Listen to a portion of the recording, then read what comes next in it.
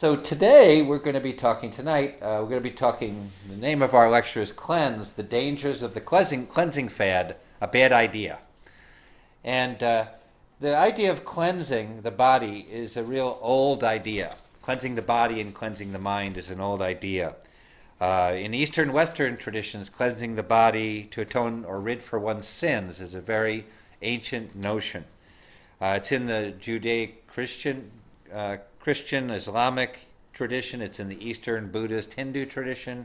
It's all over the world, East and West. Methods to cleanse the body through herbs and other means have been practiced throughout the world, including the elaborate panchakarma from India, very elaborate cleansing method, kind of fasting, enemas, herbs, all these methods. So cleansing the body to get rid of the physical dirtiness is more alive than it's ever been. And while the history of detoxing the body is an old notion, the modern age of detoxing came from Dr. John Kellogg. You recognize that name? Of the Kellogg cornflakes fame. He was an early pioneer of the cleanse, one of the earliest around the turn of the century. So Kellogg ran the Battle Creek Health Sanatorium in Michigan. The health facility was owned and operated by the Seventh-day Adventists. And at the sanatorium, he recommended things like yogurt enemas, ooh, sounds painful, strict vegetarianism, and a bland diet, because he believed that spicy, protein-rich foods increased the sex drive. That wasn't a good thing, and bland foods reduced it. He and his brother created many products, including flake cereals, along with a number of super bland foods. And they were he created in 1896 cornflakes by accident. So cornflakes with its high fiber content was created as an anti-aphrodisiac. In the early 20th century, John Tilden, one of the early natural hygienists, and others presented the idea of toxins in the body causing illness, and they called it toxemia. And toxemia, or blood pollution, was considered the cause of all diseases. Cleansing through diet, fasting, juicing, herbs, colonics, exercise, and other methods were taught to cleanse the body of the toxemia. Sounds like a very evil thing, toxemia, right? So, during this time, many erroneous nutritional theories that many people don't believe are erroneous were created. These include such as the putrefying effect from eating meat, and dairy, acid and alkaline foods, vegan diets, and food combining theories. I'll explain why a lot of these ideas don't hold water in a minute. In the modern cleanup, you can think of as I was involved for decades as a teacher, counselor, and promoter of a primarily vegan-style diet for cleansing and for better health. I have to admit that I taught most of those theories in my classes, except for Kellogg's theories on sex. I never taught those. No. So I never taught sex was bad and we needed anti-aphrodisiacs. But, looking back, I consider that the diet I was recommending was a really wonderful anti-aphrodisiac. When I was living in the Boston macrobiotic community, there was a joke that the women usually went out of the community to find boyfriends. so I guess it worked, so it was working as an anti-aphrodisiac. So basically, I had my epiphany something was wrong when one of my teachers, Aveline Kushi, developed cancer. And Aveline ate super, super narrow vegan-style macrobiotic diet. She never touched meat, never touched dairy, never touched sugar, even hardly touched sweets, and she developed cancer. Basically, she developed cancer. In recent years, since that time, several prominent vegan-style macrobiotic teachers died of cancer. And basically, I was woken to my dietary dream by people like Sally Fallon's Nourishing Traditions book, helped me to understand. And many colleagues, discussions with colleagues, mostly online, a friend from Italy, Carlo Guglielmo, wrote a really book on Italy with a new version of macrobiotics, which is a wider diet, healthier diet. He sent it to me. I can't read it, But our conversations over email helped me because he walked the same path as me. Steve Gagne, who wrote Energetics of Food, a former teacher at the Kozinski Institute, and Steve Akoff were extremely helpful. So because of this, after the third vegan cooking teacher died of cancer at the Kozinski Institute, I resigned because nobody wanted to talk about it. And people's ego gets very invested in what they've done for 20 years, 30 years, and hard for them to change. But what I've seen in the last year is that many people, I had to change what I was taught, what I was teaching, and become more inclusive and more effective for people. I'll talk a little bit about those ideas. But what I've seen in the last year is that cleansing has become very big business.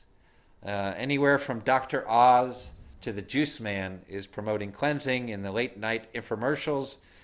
Books and websites have taken to advertising everybody's favorite cleanse. And of course that cleanse is for you. So everybody's advertising their cleanses. And all the cleanses have a problem is they all focus on stimulating the organs of elimination. And for a majority of people, this stimulating the organs of elimination have disastrous effects on health. So they're not really good for health to do this. So there's a truth and a myth about toxins. There's a germ of truth about toxins that we live in a very polluted world, and we're exposed to air and air pollution, water pollution.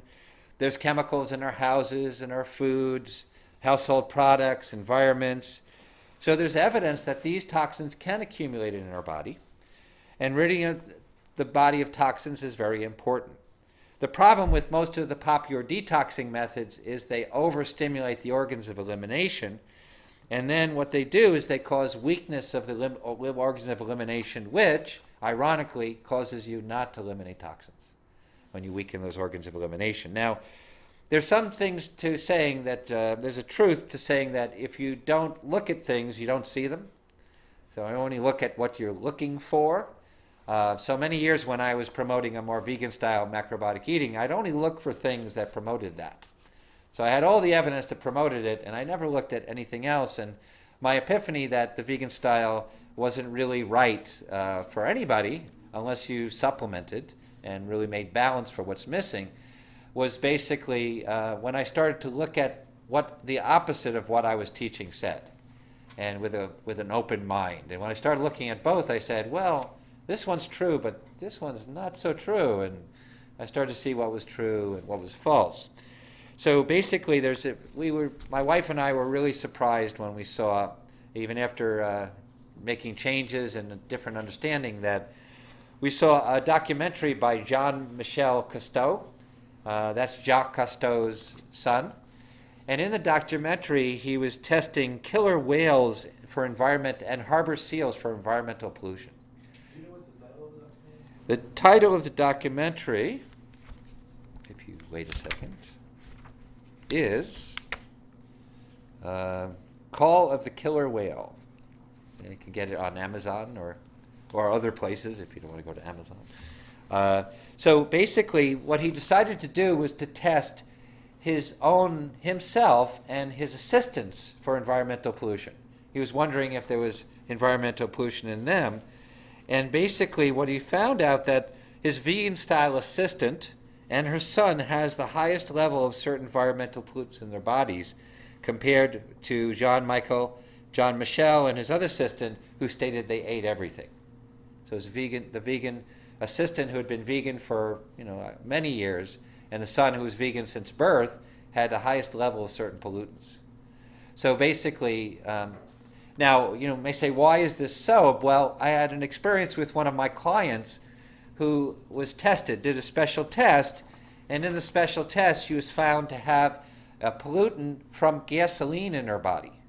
And they didn't know exactly where it was from, but she had eaten it primarily until the last year or so before she started to change. She had eaten for many years a primarily vegan-style macrobiotic diet.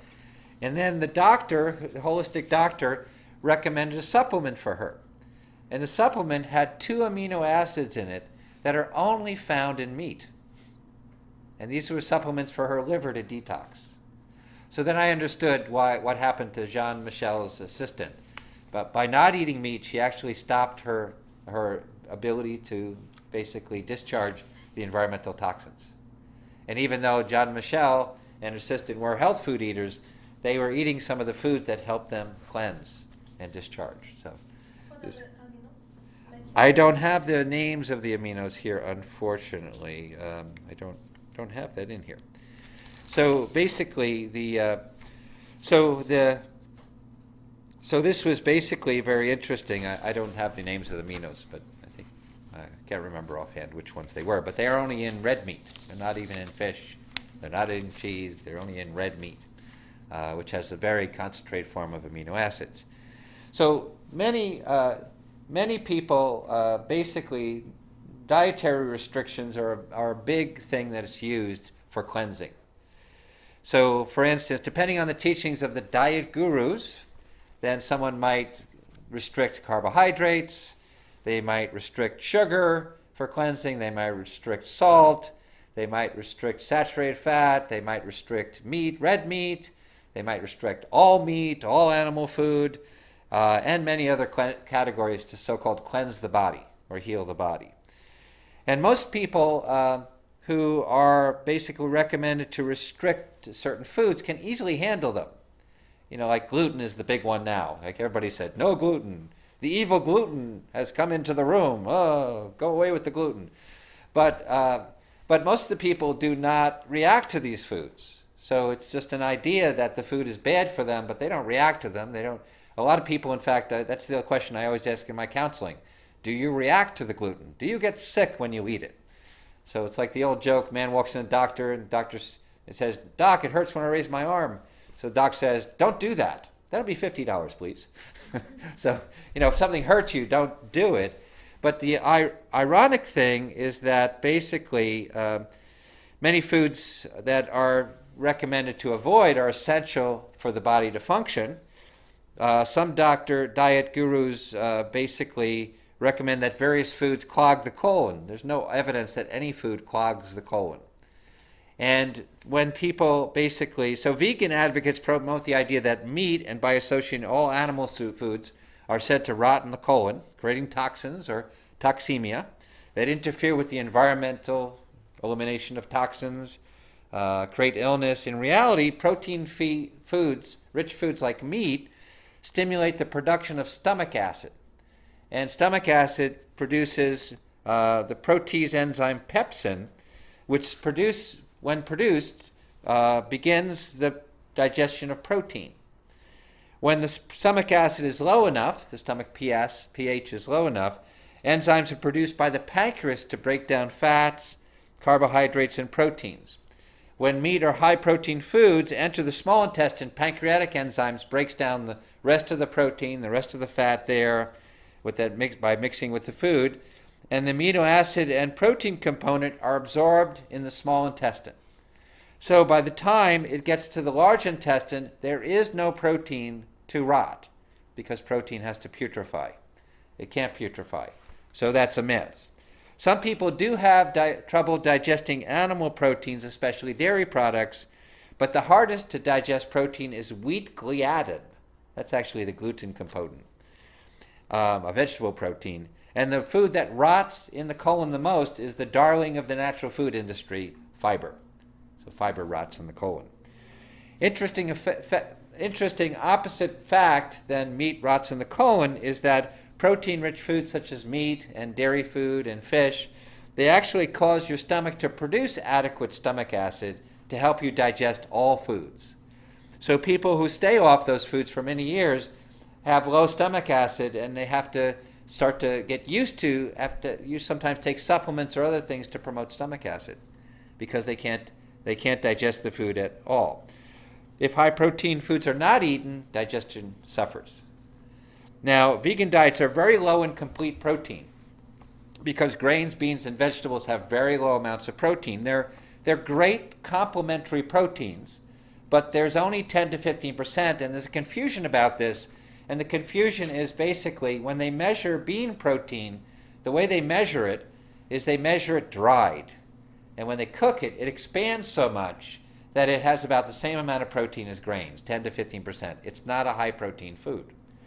So you'd have to eat huge amounts of beans, and you wouldn't be very sociable if you did that. So to get like a minimum amount of protein, 6 cups of beans, cooked cups of beans.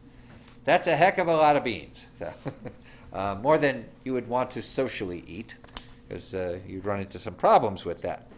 So basically, I've found in my counseling practice that vegans or near vegans have digestive issues from lack of stomach acid and inadequate protein in their diet. Eating some complete proteins from either animal foods every meal, or if someone doesn't wish to eat animal food, to add in some vegetable protein powders helps to raise the stomach acid so the person can start to digest their food. Now, closely related to the meat and dairy rots in the colon theory of cleansing is the food combining and acid-alkaline theories. So food combining was first popularized by William Hay in the 1920s, and then Herbert Sheldon wrote the Bible of food combining. I've read it. Food Combining Made Simple. That's what it's called. It's a little tiny booklet. He wrote that in the 30s. Fit for Life brought food combining back to people's public recognition in the 80s. So some of us might remember the 80s. Did you have the real high boots for men? No. So, they had high boots. I never had those high boots because I was already out of that music scene. So I never particularly, music is very particular. I never liked that glamour scene. So I missed the high boots. So there. So the 80s, Fit for Life came out with that. And then contemporary versions are by Dr. McCullough, formerly of Chicago. I think he lives in Florida now. And, he may come in and out, but he's living in Florida a lot of the time. And also the body ecology diet. Those are the contemporary versions of the food combining. So the basic ideas of food combining is that different foods have different concentrated nutrients, and they have different digestive needs. If it's thought that if a food has high protein and you eat it with carbohydrate, it won't get digested. Or the carbohydrate, won't get digested. So if meat and poultry are eaten with grains, they will rot in the stomach rather than be digested. Years ago, before not knowing anything about the science of digestion, I thought this was a really foolish idea because I couldn't imagine that our ancestors would really overthink it, like have to think, because the main issue of people in the past was about food? Getting it, yeah. Do I have enough? Right. So they didn't food combining, they said, was basically eat. Eat all the food you can and whatever's available. So basically, when following food combining principles, though, what happens is your diet becomes extremely low in protein, because according to the strict version of it, you're only allowed protein from a concentrated source once a day, and that's not enough protein. You can't get enough protein in the once a day. To digest a lot of protein at once would be harder for most people. And then it becomes extremely low in carbohydrates because in the strict version, they have you separated 12 hours. And then very extremely low in calories because you can't combine fat with this and that. So. But it turns out there is no solid science at all with food combining.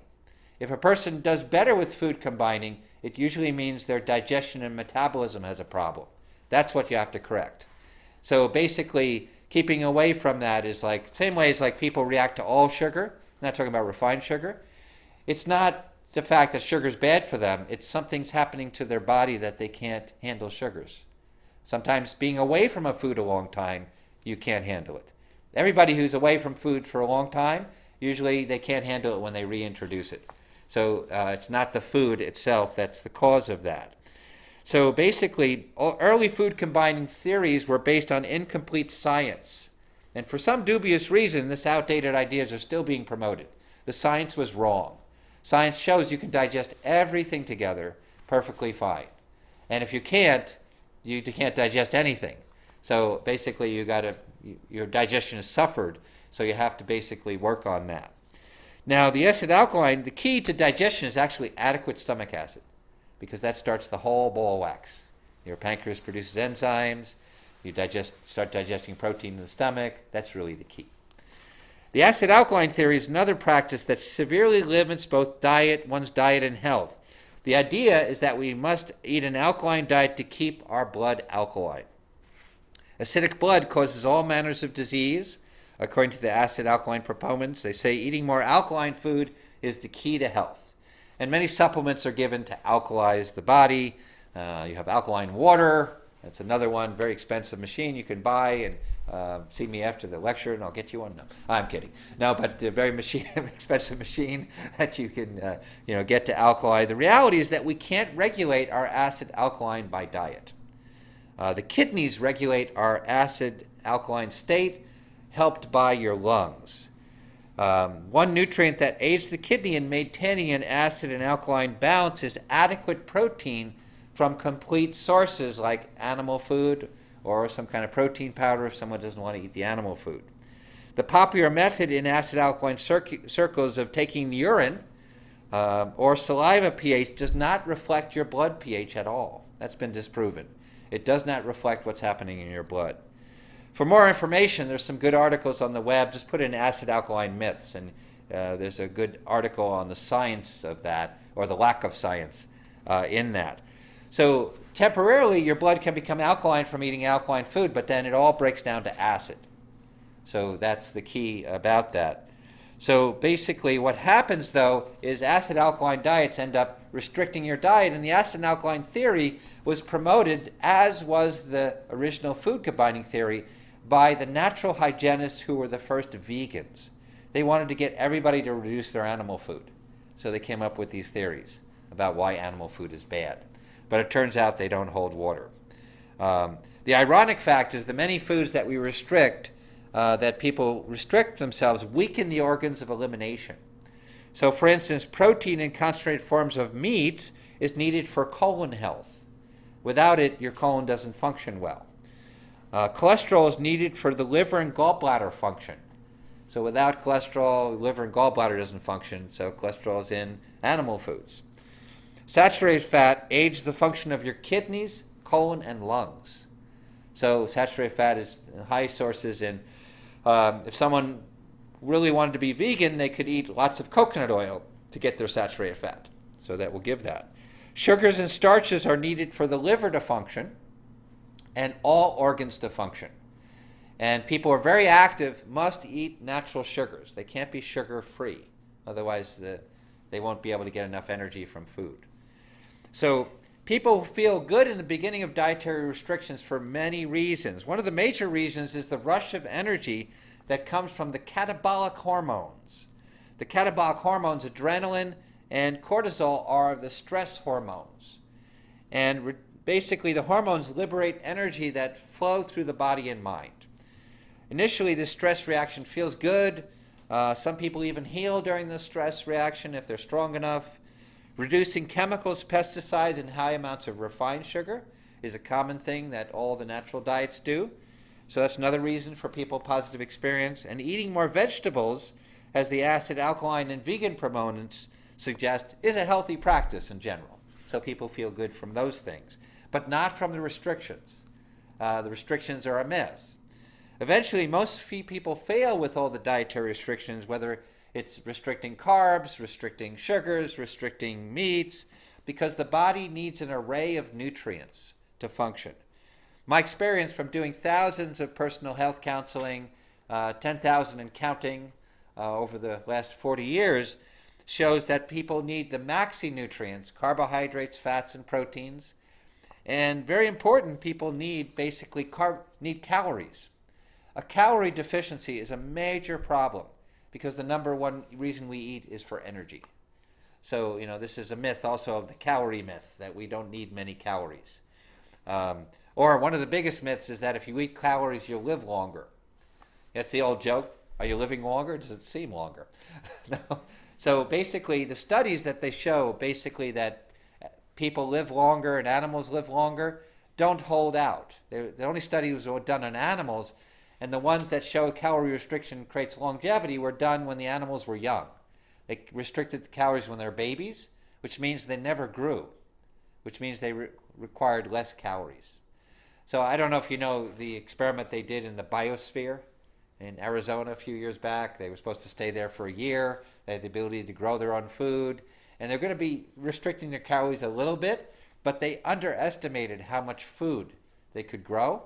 So they had to restrict their calories tremendously, and they had to stop basically the experiment because of all the fighting and arguing that went on. they got extremely irritable and nasty with each other, and it was from the low calories in the diet. You may have actually run into that. There were people dieting, people from the office who's dieting and super skinny because they're dieting and not very nice, to be around, because they're so irritable. They're basically hungry. Basically in nature, what happened was that you would get aggressive because nature was telling you to do one thing. Can you guess? Go out and get something, right? So you get quite aggressive to go out and get something. But you've heard of the vegan police, people who get really, uptight, nasty, attack you, and so it's just they're hungry. they need some food, right? So need to go out and get some food. So basically, eventually, appetite, taste, and an understanding of the overall effects of food are the best indicators I found of what to eat. And the overall effects of food is something that is not often taught. It's really, I call it the energetics of food. It's important that no category of food is left out because you need them all. And some people need even more. Even people eating traditionally dense foods, nutrient-dense foods, in the long term, the frequency and volume of incredibly concentrated nutrition foods like liver, butter, meat, poultry, and similar foods need to vary. A nutritionally complete diet varies. Most people need some natural animal food every day, and some people don't do well unless they have it 3 times a day. The vegan, some of us still come from a vegan orientation where we think these foods are harmful for you if you eat too much of them. They're not. Your taste, your appetite, how you feel. The only harmful effect of animal foods is if you eat more volume than you need, which means basically if you eat 12-ounce steaks and you don't need 12-ounce, that's the problem. But your body will regulate that quite well once you start eating a really balanced diet. It really regulates that quite well. You don't have to have a concept about it because you'll be attracted to something, you won't be attracted to it. It's not a concept that you have to eat conceptually. Today we eat conceptually.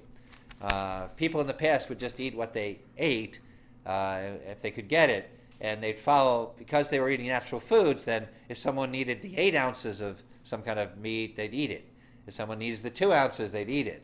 But they wouldn't say, I've got to only eat once a week, or I must eat it 3 times a week, or only once every 2 weeks because it's so extreme. I haven't actually found that it's so extreme at all in people's diets. In fact, people actually do, especially if someone's restricted for a long time. And in the modern diet, it's interesting. In America, a lot of people came to me for counseling, even when I was teaching at a mostly vegan school. They all had restricted their eating of animal food already. It's a very common thing. Now, in other countries it may be different, but a lot of people here restrict their animal food eating for years. It's a common, because it's gotten so popular that cholesterol is bad for you, and meat's bad for you, and saturated fat. So that's a really common thing about people who come. They've already restricted, especially, can you guess who? Among men and women? Who's restricting more? Women are, because of the fat in meat, so they often restrict. So the myth of calorie restriction is that basically a lot of times people inadvertently through the approach restrict the calories, and sometimes they even intensely do that, but sometimes it's unintended by taking like juices, like drinking juices only. If you go on a juice fast, calories go down tremendously. Or if you have meal replacement, like smoothie meal replacements, that's very popular today, your calories go down tremendously because you miss the food. If you drink a lot of water, it often cuts your appetite, so you don't drink enough, you don't eat enough, which is not a good idea. And what happens is when you reduce your calories, your metabolism drops. When your metabolism drops, elimination, all functions of the body drop. Now, the basic myth about fasting approaches is that you'll dump toxins if you fast. The only truth to this is that when you put your body in the stress mode, and some people have been so stressed by the modern diet because it's so nutritionally deficient, or if they've been into health foods, the health food diets, that there is no stress honeymoon for them. They don't go into a stress mode. They immediately go on a restrictive diet or fast and they crash, so they don't eliminate. The other thing about fasting is that if you've been stressed and then you fast, your metabolism slows down, you don't dump toxins. So fasting is not really for physical reasons. You know what it's for, really? More spiritual reasons. More spiritual reasons. It's not for physical. It doesn't help you physically as much. It helps you spiritually because you deny yourself food and you have to go inside and reflect. But it's not for everybody too, because sometimes the physical health is so poor, the fasting will really ruin their health. So basically, the kicker is that if they're under stress, then it doesn't work.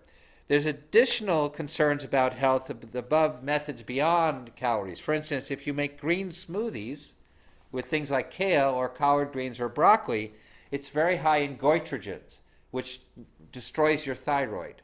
When your thyroid goes down, your metabolism goes down, you don't eliminate. So it suppresses that. Juicing, smooth mealy replacements, and excessive water drinking adds large volumes of liquids to the body. The excess of liquids dilutes sodium from the body and creates swelling. A condition known as hyponatremia arises. And if you want to read about that, go and put in hyponatremia in Wikipedia. And you'll see that the drinking of water slows your metabolism tremendously. So it's not a good idea. I don't recommend people drink Olympic amounts of water. Usually I recommend just like 3 or 4 cups of water, as long as you're eating enough. Because if you're eating enough, you're getting a lot of water from food. And it's important to eat enough. So other cleansing methods are from worthless to basically harmful. These include things like vigorous exercise and sweating, colon cleansing, coffee enemas, eating more fiber, laxatives, and the liver gallbladder cleanse. So moderate to high intensity exercise done over a sustained period of time is recommended to induce sweating, to get rid of toxins. But advocates of this think toxins come out of the sweat. This has been studied a lot. Toxins do not come out from your sweat. What comes out of your sweat is sodium, some minerals, some urea, and the main reason we sweat is to reduce your body heat. So, the idea of doing something vigorous is a good idea. I've been I've been last 6 months practicing some body weight exercises like push-ups and squats and things like that. And, I'm up to the level that when I do a series of squats, it's like I'm really sweating. My heart's racing, I'm sweating. But it's not sustained. It's only done for like 30 repetitions. And then I stop. And so basically, but I'm not sweating to get rid of the toxins. I'm sweating to cool down because my body is overheating by it. And there's a benefit of doing exercise like that because it moves blood through the body. That's the benefit. Do not eliminate toxins, but the blood flow through the body can help detoxification because when the blood flow increases, the kidney improves, toxins come through the kidney more. Now, the truth is that toxins are not released, but exercise done in a sustained way, high intensity, can lower the ability of the kidneys to excrete urine. Means toxins are secreted less. So basically, it lowers the metabolism, and then when you do high amounts of aerobic or high intensity long-term exercise, it lowers your metabolism. It doesn't raise your metabolism. A lot of people think that when you're on that treadmill, you're raising your metabolism. It's not so, because what happens is your body tries to save energy when you're putting out a lot of energy by lowering the metabolism. Now, exercise that raised the metabolism would increase detoxification, like body weight or weight training a few times a week, and high-intensity interval training 2 or 3 times a week, where you sprint for 30 seconds, sprint for a minute, and rest. That does raise your metabolism. And exercises that de-stress you, like gentle yoga, meditation, qigong, will help your metabolism because it gets you out of the stress mode. So these are helpful. And other ones are good for fun, dancing. Other ones, of course, are good for fun. Because usually, dance is like you dance, you stop. You dance, you stop. You dance, you stop. So you're actually having a break, and it's usually not all high intensity. Maybe only one dance, right? So a high intense dance, but not all night, right? So hopefully not all night. Then you might run into trouble. What about swimming? Swimming also, again, if you do long-term aerobic exercise too much, then it lowers your metabolism. Now, if you swam once a week, or you jogged once a week, or you went bicycling once or twice a week, and you're generally healthy, no problem. it can condition your heart. If you do it 6 times a week, then you run into problems. And they actually now study like doing something like that will also age the body tremendously. And I've seen it with people who are joggers, 6 days a week, 30 miles and more. Now, basically, let's talk about next colon cleansing and Starbucks enemas. So have you seen that? At Starbucks, it's coming soon. So they're going to say, how would you like that coffee? Which place can we put it? So below or above, Starbucks enemas. So it's not coming to Starbucks anytime soon. Don't worry. So running water through the colon is being promoted as a cure-all for all kinds of ills. The problem is the evidence is non-existent that the colon collects any toxins. They've studied this pretty extensively. Penn and Teller in their television show BS, I think you know what that stands for, did an episode on the science against colon cleansing. You could actually get that episode if you want to get that. Coffee enemas, not a feature yet at Starbucks, don't worry, it's not going to come yet, is also proposed as a cure for many ills. The basic premise is that caffeine opens up the bile duct in the liver, and then toxins are dumped from the liver to the gallbladder. But there's no evidence that coffee consumed in either direction opens up the bile duct. There's more than 27,000 studies on PubMed on the effects of caffeine. So if this was going to happen from caffeine, you'd really see it. None of the studies show the benefits that are advocated, like coffee does not increase liver antioxidants in either direction. In addition, the liver is quite good at cleansing itself. All that is required is adequate nourishment, rest, and love. Well, of course, love from someone else is good too, but this love is loving your body by giving you what you need, paying attention to your body needs.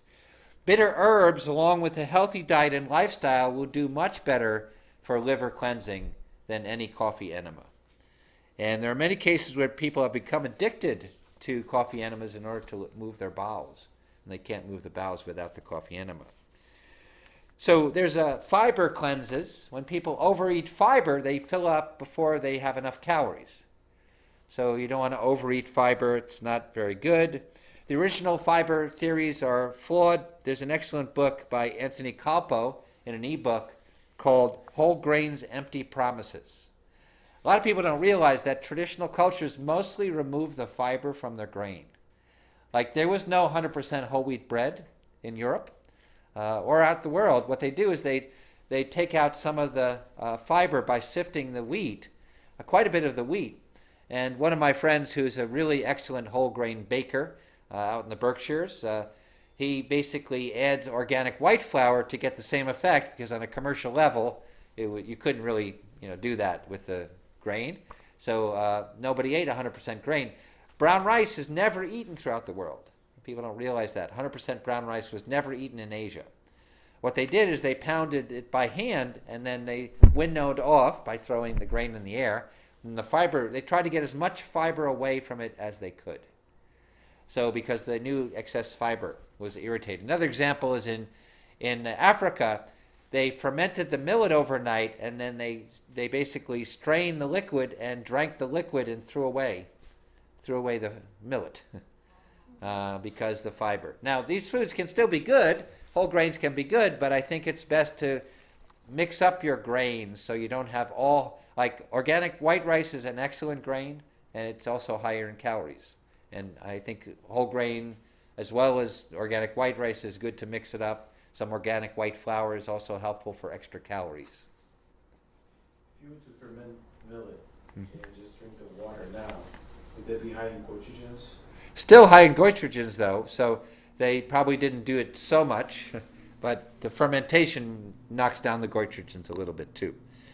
So the other thing is that basically the fiber advocates believe that plaque develops around the colon, but it doesn't. There's no evidence that plaque does. That was a raw foods theory. And then we have the theory of the lemon cleanse. There's a lot of variations of the lemon cleanse, but the basic idea of the lemon cleanse is to take a large amount of olive oil, lemon, and there's variations on that. Sometimes it's with apple juice, sometimes it's with cayenne pepper, sometimes it's with a sweetener like maple syrup. But that lemon cleanse, the liver cleanse, it's called lemon liver cleanse, is physiologically impossible. A lot of people will just lodge these globs, green balls, through their colon, and the advocates believe that it's gallbladder stones, but it's actually soapy olive oil. It's a chemical reaction. It's called saponized olive oil. It's olive oil is just collecting and coagulating. And because what happens is you discharge more of those globs than the gallbladder can hold stones. So they ain't stones, as they say. There's no stones coming out. The gallbladder is at maximum capacity 3 inches by 1.5 inches. People discharge much more globs than gallbladder stones can be in there. So it's not gallbladder stones. Now, after a long period of time of doing it in repeated levels, like 6 months, 8 months, people get less globs out. So they think, oh, I have less stones. No, your body has adjusted to huge amounts of olive oil, because the body has a wisdom to adjust to anything you do that is silly.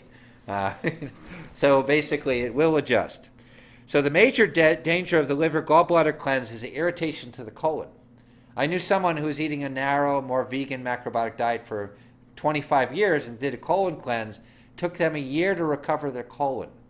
Again, because they were eating a low protein diet, the colon was weak, so it couldn't take that. But there's no benefit of the colon cleanse. And if you read the books on the colon cleanse, there's no science. It's just personal experience. But the problem with personal experience is you can be deluded with that. You can think something's happening, and it's not happening.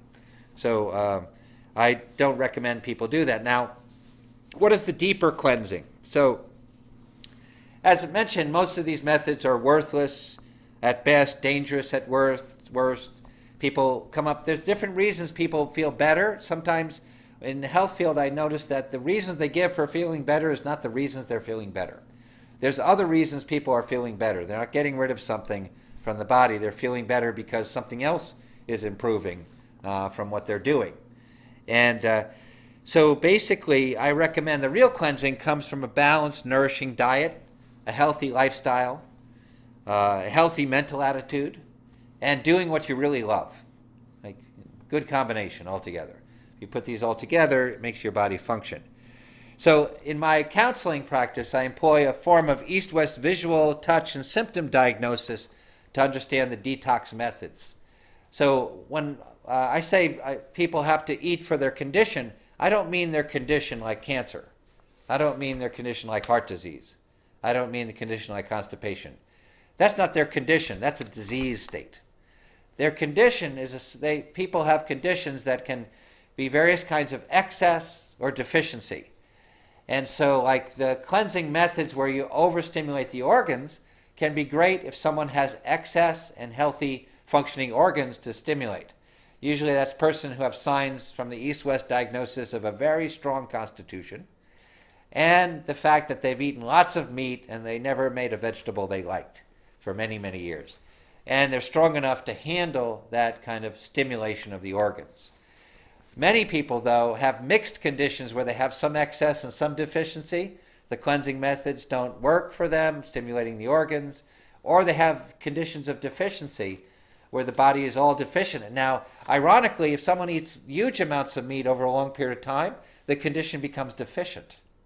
Because what happens is not enough animal foods and protein source foods, low metabolism.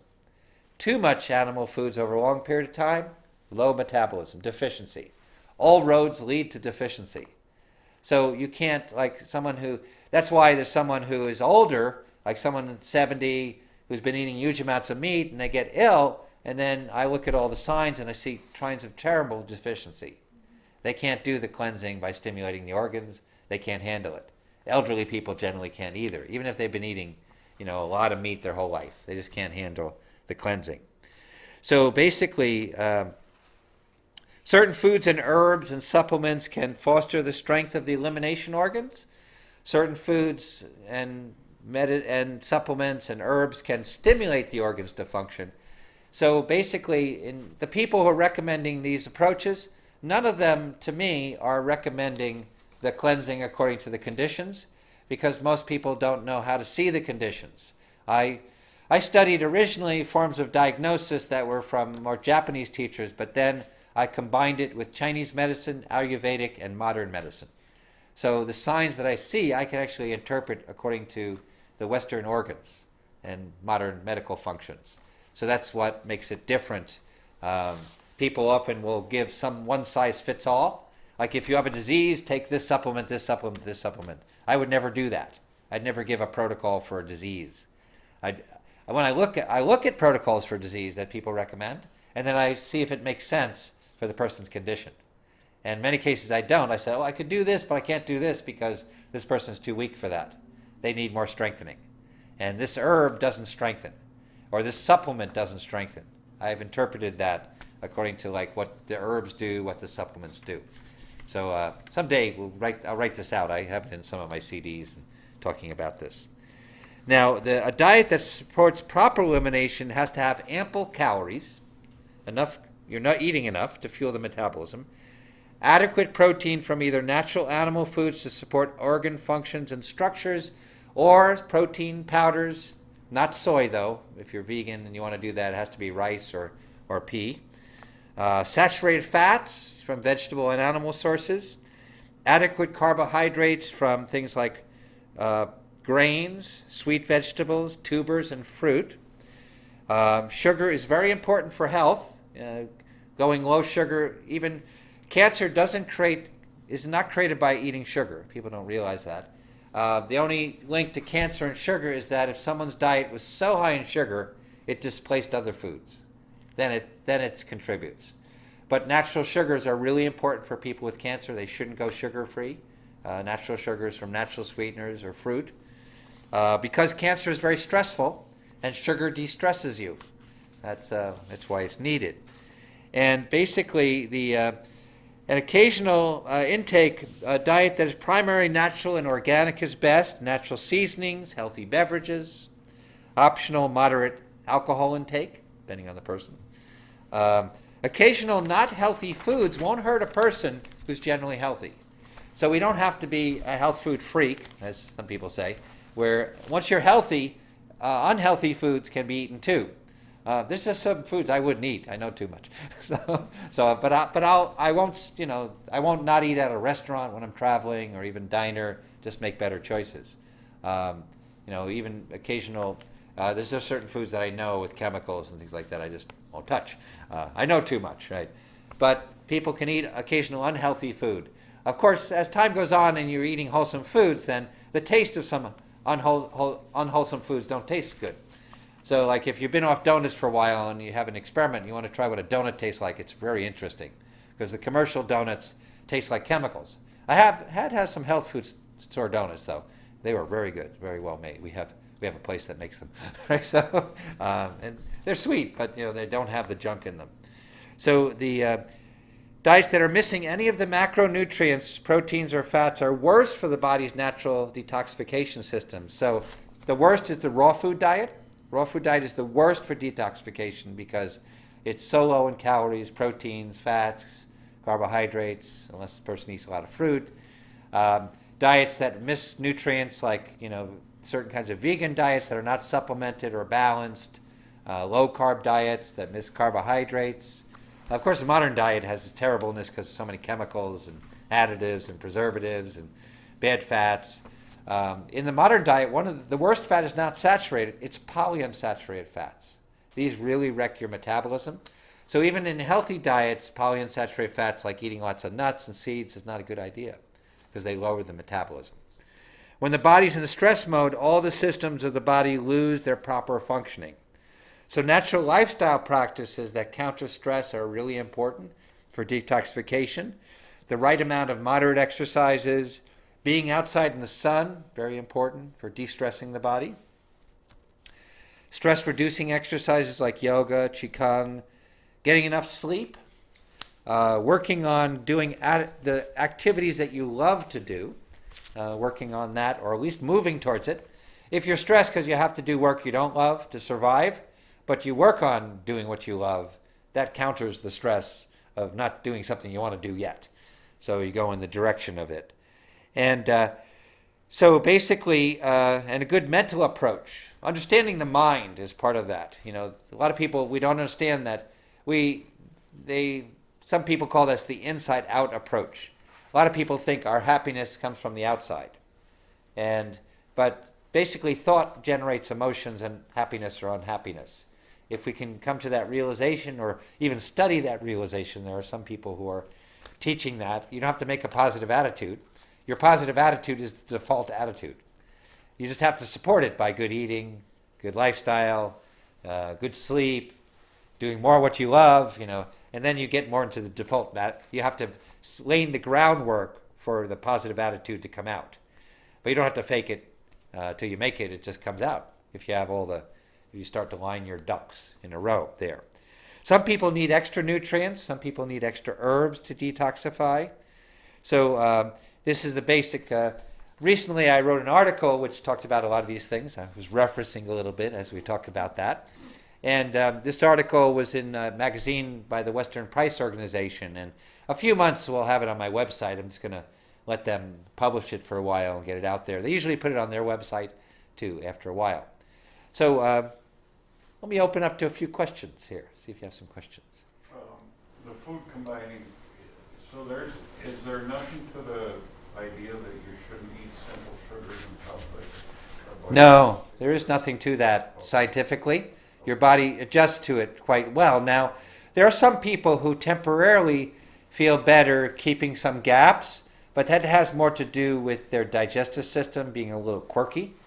So that if people do, usually the problem is overloading the system. It's not the combinations. Like say someone eats huge amount of fat, huge amounts of protein, huge amounts of sugar, and then they say, oh, it's the food combining. It's basically combining too much. That's basically it.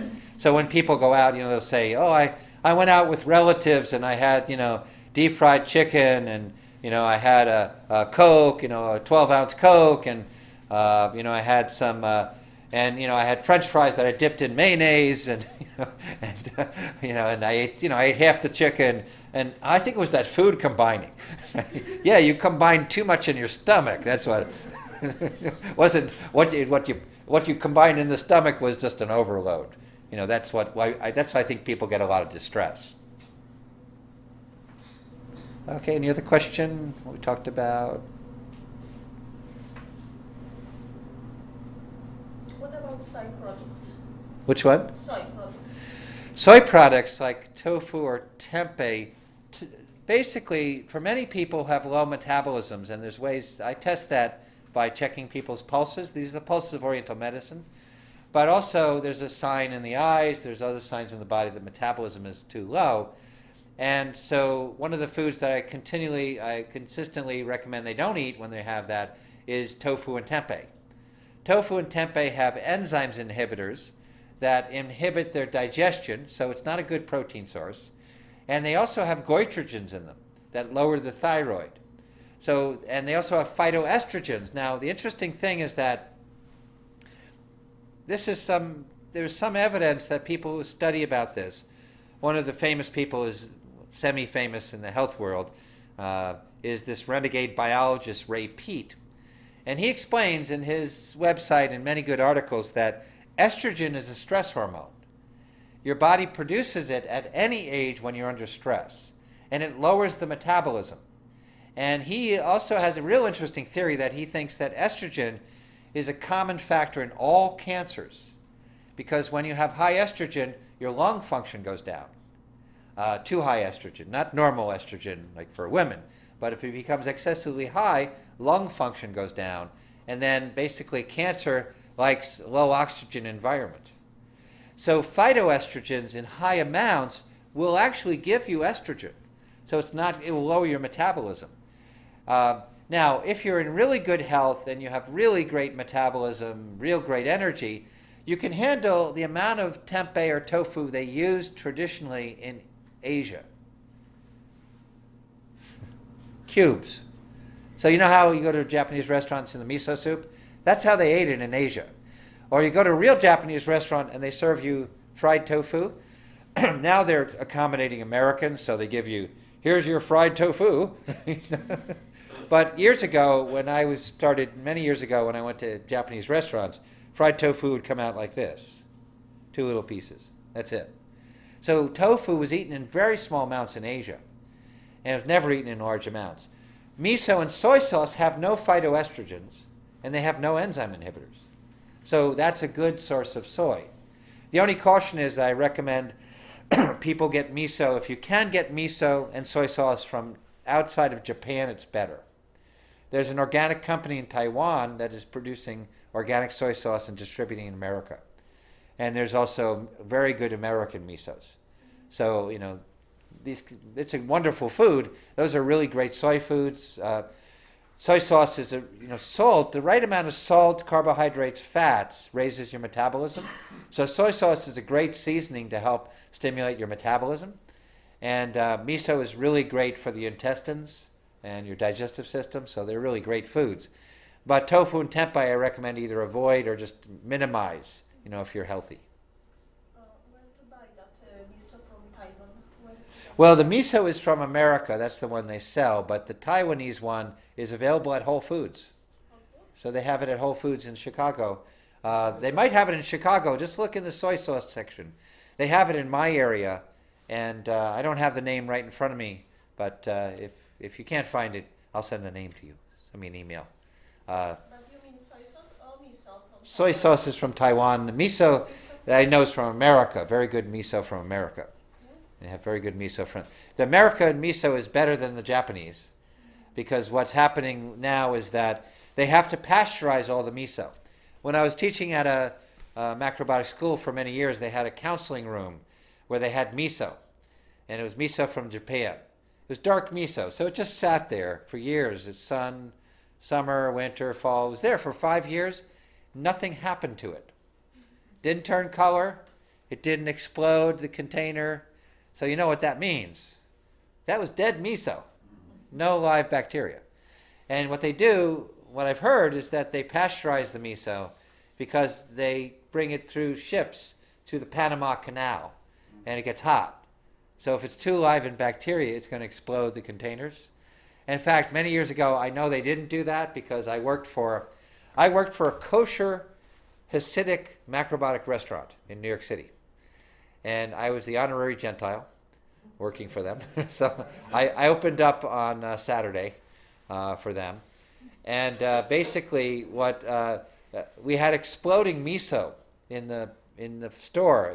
There's no air conditioning, very natural, back in the 70s. So the miso would explode. So we knew it was alive. So, and also the rats downstairs would get into the miso. We had a joke. We didn't want to run into those rats. Miso, those rats are really strong. Miso, miso rats. Watch out. But miso from America might be genetically modified because No, it isn't. no? No, there's a very strict law about miso. The question is, miso from America is genetically modified, and basically there's a very strict law about that. So no, it's not modified. I think the South River brand, it says that's non-GMO. Non-GMO. Close. And they won't ship it in the summer, so we know it's alive. Yeah. Right. Yeah, they can't. Yeah, they won't ship it. It will cause problems. So. Okay. Any last questions? Any questions? Yeah. Jan, okay, let's say somebody has some kind of disease. Uh-huh. So when you, because like before that's what I learned, so at least like half a year you are on strict macrobiotic diet, and when you recommend miso or just including miso when you on a diet start doing macrobiotics or not the miso, meat. Okay, so the question is about people are recommended to eat. It's not a strict diet; it's a narrow diet. Yeah. So people are recommended to eat a narrow macrobiotic diet. That's really not a macrobiotic diet anyway. The schools that recommend that as the diet for all healing is not macrobiotic. Macrobiotic means according to the philosophy of balance. So that if someone comes with a deficient condition and you give them a nutritionally deficient diet, that's not balance. That's illness. So I never recommend that as a diet for everybody. That's one of the major mistakes of the teachers there, and the teachers are teaching. They give one diet for everybody. And that one diet is a very nutritionally deficient diet. It's a fasting diet. So I never recommend that. In fact, I never even recommend that diet for any condition anymore. Zero conditions. That's what I. Because if I wanted to give, if someone, for instance, has an excess condition, I would recommend maybe they eat more, a little bit more fish, or a little more of poultry, a little lighter animal foods for their animal food, and eat meat less often, but not avoid it, just eat it less often, and eat these other ones more often to make a lighter effect. And so if I see that condition, then I'll do that. But I'll never recommend that narrow diet because it's too narrow. And plus, many people now, I don't see people with the pure excess conditions anymore. I used to. Their people are mixed, so they have some deficiency, not much excess, or pure deficiency, especially when people come with what I call old diseases. Like say if they were diagnosed with cancer 5 years ago. That person is really usually more deficient because the treatment knocked them down, the cancer knocked them down. So they actually need a nourishing diet. What I think that places like the major schools that I used to teach at too is recommending poverty diets to everybody, because nobody ate the diet in Asia. They say this is an Asian diet, but nobody ate that in Asia. The only people in Asia who ate a diet like that were people who were poor, so they couldn't afford animal food, so they had to eat just grains and vegetables. And the interesting thing is that I'm going to write about this soon. I'm starting to write more articles for eventual publishing in books or magazines. But there's a romanticization of poverty. So, we romanticize that people living in the country, who don't have anything, it's a great thing. But, a lot of those times, they might be great that they don't have the super technology, but they also don't have good sanitation. And they get parasites and they get other diseases because of that. And because they don't have adequate animal foods, they get severe nutritional deficiencies and they age sooner. If you look in southern India, see someone who's 30 and they look like they're 50 because the diet is so nutritionally deficient, lifestyle is so hard, and they're running on empty. So, there are many wonderful things about, when I first started this, of course, the Asian cultures were so different that I was very interested in Asian thought. So I studied Asian philosophy, Asian thinking, and I still think there's wonderful benefits to that. But I also came to realize that there is also wonderful things in traditional Western philosophy and Western understanding and Western religion. So everything has and there's also negatives of Western religion and philosophy and science, and there's negatives in Eastern. What I came to see is, especially being involved in teachers, that the Eastern teachers are, especially the ones who are teaching macrobiotics or the elders, they are as authoritarian as the Western authoritarian teachers of different philosophies and teachings. Authoritarianism is like a disease that's all throughout the world. You have to listen exactly to what I say, and you can't think for yourself. You have to be my slave. That's an authoritarian teaching. It's in religion, East and West. It's in, East and West thinking. So, the interesting thing over the years I found, there's wonderful things to take from traditional cultures, but there's some things we don't want. We don't want prejudice against people. We don't want sexism. We don't want, we don't want these bad parts. There are bad parts that were backward parts of traditional societies. Now, there are good parts there, too, that we might think that are backward, too, but we have to sort through it, see, kind of sort out what's the good and what's the bad, from those traditional societies. And, and people have their prejudice. Like I remember I met a man from the Middle East, and he said, I can't understand why, like teenage girls are let to go out on their own at 16. We wouldn't let them out till they're 19, or 20.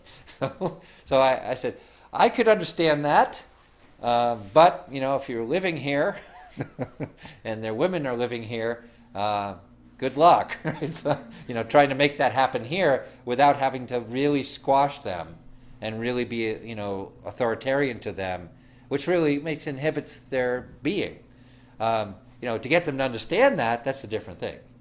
To teach them or understand them if you think it's a good thing. So we live in a society, that things from the past, some are good, some are bad. We have to sort out which is which. I'm not saying which is bad or good, but I think like prejudice and hate, and thinking you're better than the other group, and being prejudiced because of that, I think that's some of the bad things that we have to sort out and not choose. We can't go through it all, but there's good dietary ideas from the past. There's bad ones. For instance, like some people are teaching to go back to natural eating, and they're going back to natural eating, but they're recommending to eat like a farmer did 100 years ago. So, we're sitting in offices, we're sitting in cars, we're driving, so we can't exactly eat as a farmer 150 years ago. They had to eat much richer food and things that built them up and strengthened them. But it doesn't mean that we don't, some people interpret that the opposite way, that, because we're in a different world, we all need to eat vegan, and we all need to eat no animal food because we're in a different world, and we need to feed the globe. And, well, no, we need less people. That's what we need. We just need less people. We've already overshot the planet. It can't sustain. It's not going to sustain by vegan eating. It's never happened, because we'll destroy the land by trying to grow grains and vegetables. And we'll destroy people, too, because it's nutritionally deficient. Without using without using nutrient supplements and things like that, will destroy the people, which would solve population. Hey, maybe I have to change what I'm teaching. Get everybody to eat a diet that will solve the population crisis. Hey, okay, go vegan. No, raw food's vegan particularly. No, so we got to solve the eat lots of tofu. Phytoestrogens. Men will become infertile. Hey, that's a great idea. Hey, maybe I got to change my thinking about this, right?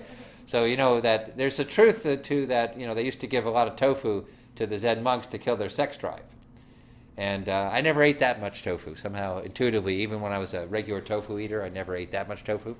But I've also observed that people will start to, men will start to become more feminized when eating lots of tofu and soy products. I mean, like every day, like that some of the vegan books recommend, because they recommend it as a major protein source, and start to cause problems. So. Okay. What do you recommend to be eaten with the animal product?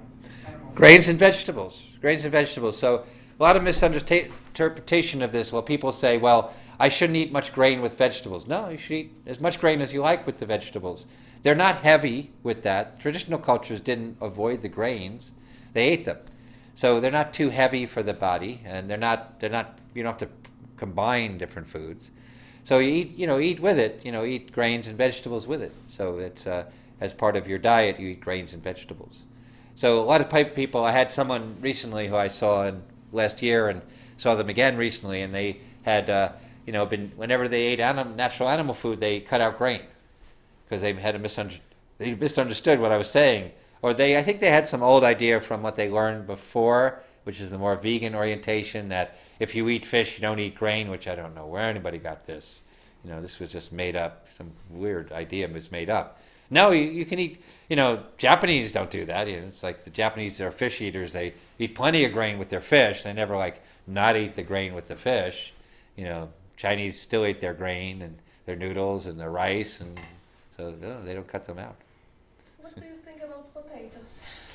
I think potatoes, for a lot of people, potatoes is a fine food as a replacement for grain. I think it's pretty low calorie, so I don't recommend it as a major source of carbohydrates, because if you overeat it, if you eat it too much, what happens is you don't get enough calories. It's pretty low calorie compared to grain. But what if you eat, for example, with a spoon with butter? Yeah, but still be pretty low calorie. It'll still be low calorie, because a spoon of butter, you can't eat fat as your major calorie source, because you'll reject it after a while. If you try to eat fat. Now, the only reason people eat fat as their calorie source when they've been extremely low fat for a while. Because when you've been extremely low fat for a while, what happens is you want more fat. So basically, you can, because you're deficient. Whatever you're deficient of, it's very interesting. When people introduce it, they can't get enough of it. If someone's deficient in natural animal protein, they just want more and more. And so I say, well, go for it. And the body will even it out after a while, and then you want less of it. But how much less, you can't make a rule. You have to, You have to see, in macrobiotic schools, they would often say, follow your intuition about food.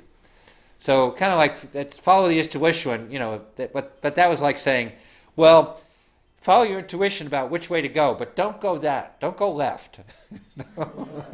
You can follow your intuition, just don't go left. Okay, so your intuition is right or right and left. Right, left after that, but not left. So then that's not intuition.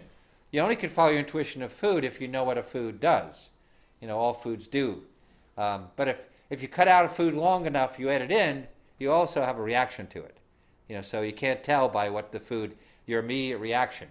Because I remember years ago when I started studying about fat, first vegetable fat, and I knew that people needed more fat. So I would recommend people who were low fat for years to eat fat, and they say, oh, I got a liver gallbladder pain from fat, I can't eat fat. And so I said, no, I think you just go a little slow, you can eat it. Said, oh no, fat is evil. They didn't say evil, but that was what they were saying, like it's bad for me, it's bad in general. Because they had drummed into their head for years that fat is bad, fat is bad, fat is bad. So then they basically, I had experience like when I started eating fat, I couldn't get enough fat, butter, and other natural fats. And then after a period, I kept eating a lot of fat because then I kept reading, fat is good for you, eat a lot of fat, eat a lot of fat. And then after a while, I realized that every time I ate a lot of fat, I was tired. And when I ate a little less fat, I wasn't tired. But I kept going for a while because I was looking at the ideas, and then I realized, oh, wait a minute, these ideas are not right, right? So I feel better if I eat a little bit, but I never went back to the extremely low fat that I had before. And there are sometimes where I crave more, and I go with that, if you like more. If if I have 4 spoons on the baked potato, yes, especially baked potatoes seem to taste good with that. So, right. So the cravings is basically your body's trying to tell you that you're missing something. The cravings can be that. The only thing is that sometimes the body is off balance, and you've been eating extremely, whether it be extreme modern diet or extreme, natural diet, macrobiotic diet, vegan diet. And so you can't have normal cravings, so then I just recommend people make balanced meals for a while. Have like meals that have a natural animal protein, have some grains in them, have some fats, have some vegetables. Do that for a while to balance out. And if I see, and when I do counseling, I'll see signs that said, well, I think you need to continue that, just keep as a pattern, because there's signs that people feel good doing that. And prematurely I've said, okay, cut back. And then the person didn't feel so good. So I said, well, and I said, what are you craving? And then people would say, oh, I crave natural red meat. I said, okay, eat natural red meat more. It's like I was conceptually, based on what I saw, I thought they needed less, but their body was telling them they needed more. They needed to go more in that direction. And so I said, well, you'll know. When, that will, then she could experiment herself, because now she knows what less is, more is. So she started to get a feeling, well, I'll feel good with more or less. And there's also something that I teach called the energetics of food. And the energetics of food is that you can understand what these foods do for you. Like, for instance, various animal foods are building. They give energy, but they also build and give us strength and solidity. And depending on the animal food, the heavier the animal food, the more strength it gives. The strongest effect for building is the organ meats. The lightest effect is from things like fish. So, you can tell what you need for, different effects. So I'm going to have to finish up, and maybe if you have some questions, we can go downstairs, but I think we have to leave at a certain point, and we have to put the room back together again and get rid of the cameras. Thank you for the filming, and thank you very much for coming today.